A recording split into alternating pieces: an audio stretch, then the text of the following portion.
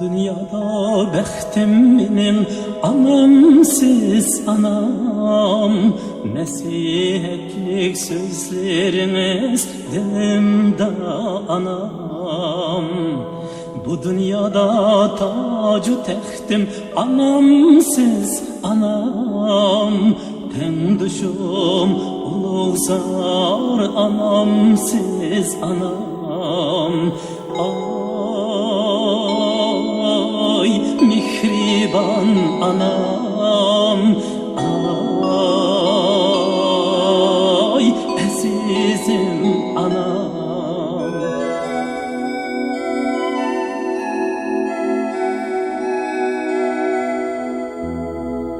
Gözleriniz nurları da mihriniz anam. Cemaliniz yorul dünya, nur alem anam. Aks birip üstürgen azizim anam. Bu dünyada en mukaddes munarim anam. Ay mihriban anam. Ay azizim anam.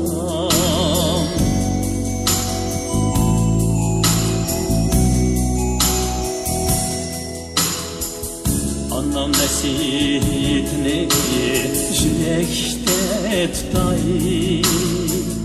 Ata anam qanitim göklerde uçay. Hak edinizni ahlab mihriban anam. Atam urnini basay kadirdan anam.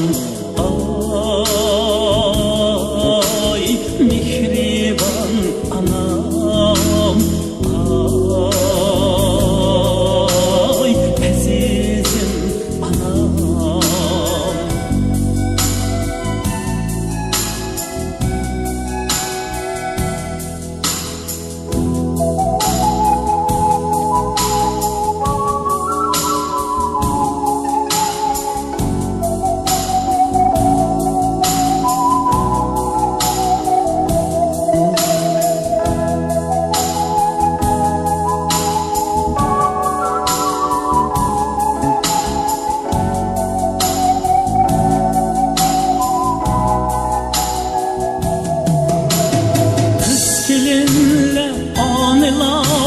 Hürmet kılınlar, kız oğulla anilani hürmet kılınlar.